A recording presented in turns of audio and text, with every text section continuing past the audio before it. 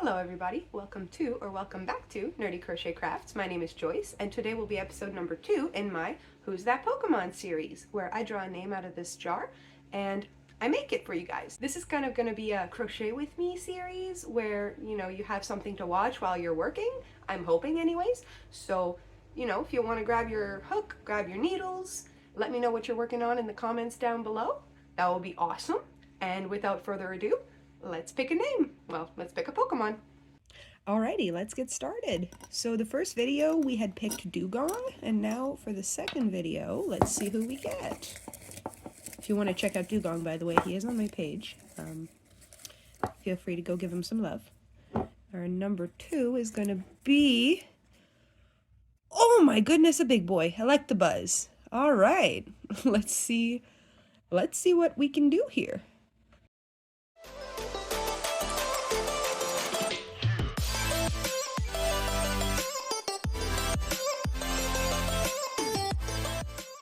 So I have done a couple of different projects in the past where I used 2 different colors of yarn at the same time. So I know a little bit of what I'm doing, but this is going to be like a free-handed pattern based off of what I can see on the tablet. So one thing that I do a little bit differently than most people is most people I see just kind of like go through, grab, like scoop the yarn through and work just like that, and that's totally fine. I have a lot of anxiety about a lot of things in life, and one of them is putting a lot of work into a project and then it slipping apart over time just because I didn't make the knot securely enough. So I'll very oftentimes put like 3 or maybe even 4 knots if I'm feeling stressed about it, like where you can't see it or feel it, obviously, like on the inside of amigurumis and stuff like that. But I like to make really sure that it's not going to fall apart. So instead of just pulling the yarn through and stitching with it, I do, I slip stitch. I mean, what's the word? What's this? The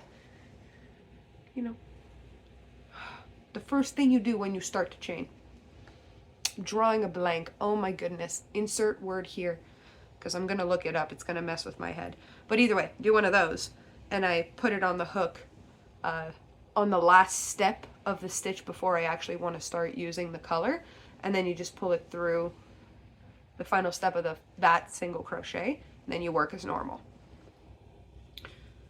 So I think it makes a pretty decent difference, because then that stitch looks quite nice instead of having that, little side piece at the top that you don't want. It messes with the pattern, and then it's also a lot more secure. And then I'll even go even further and attach like potentially this bit here to the inside of my magic loop I did earlier to secure both of them, to like 2 birds, 1 stone,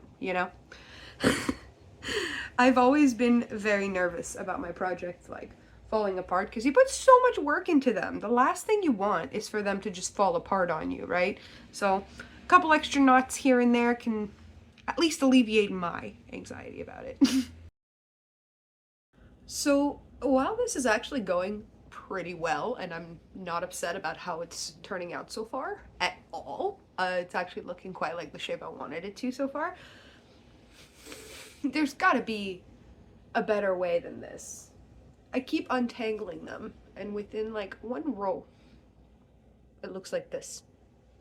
And I see people working with like, I saw this one video of a guy who was doing like a patchwork sweater, and I'm not kidding when I say he had a good like 25 to 30 colors minimum hanging off of his project. And he had them all like bobbined up, but they're smaller patches, right? So like I'm working with bigger patches, so I need a bigger ball. How do you avoid this? Or do you just suffer? Because I mean, that's probably the best option that I can think of, is just deal with it. But yeah, any tips for this? But yeah, little update. Half a belly done. Not too shabby. And this aside from the head is like the trickiest part, I can imagine, because the arms and legs are just going to be yellow and black loops for the most part. Wonder how I'm going to do the head. We'll have to see. So here we are. I'm pretty much done with the body. I just have about 18 stitches left so that I can stuff it. But this is one of my favorite parts of working like this, is seeing what it looks like on the inside. And then comparatively, you flip it and I think I did a pretty good job. It's got the 3 lines for his belly and the one on his back, so I think we're getting somewhere. Let's add some stuffing and close up the top and start up on the arms and legs.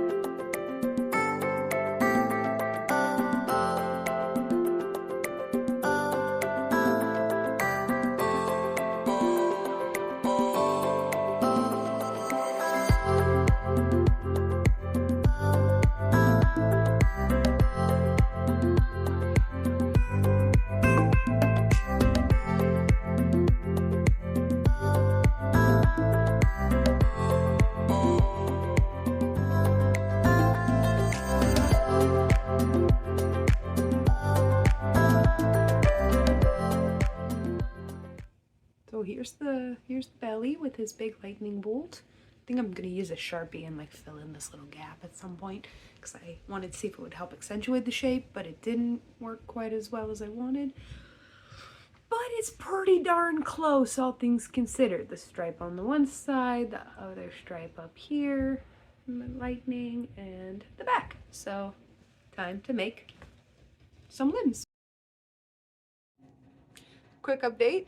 So I got a little bit carried away making the limbs, and I just kind of decided to take on the head because it was making me a little bit nervous. So I'll give you guys an update real quick. All I really have to do is attach the head now, and I'll be doing that in just a minute, but I wanted to show you the pieces a little bit more separate instead of all completely finished. So here's the body. Again, I'm super freaking happy with all the patterns.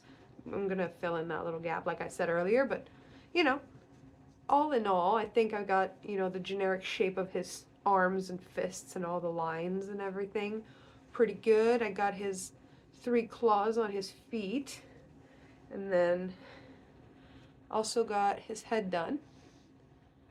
I simplified his eyes a little bit, so I made him look like he was like squinting because his eyes are a little, you know, they're not hard to do per se, but they're a little tricky to do on, you know, a face as small as this one.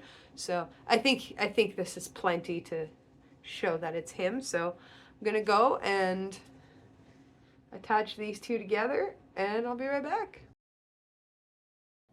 Da da da da da da da. Here he is. I am actually super pumped with how he turned out. Look at all those features. Only thing I don't really like much is the back of his neck, but to make his face look like it was more like in front of him, because like when you look at electabuzz, he almost looks like his face is more in front of him than on top of his head, and I like that look, and I didn't want to give that up, and I wasn't quite sure how else to go about it, so the back of his neck is a little funky, but you know what? It's fine. Aside from that, I think he looks perfect.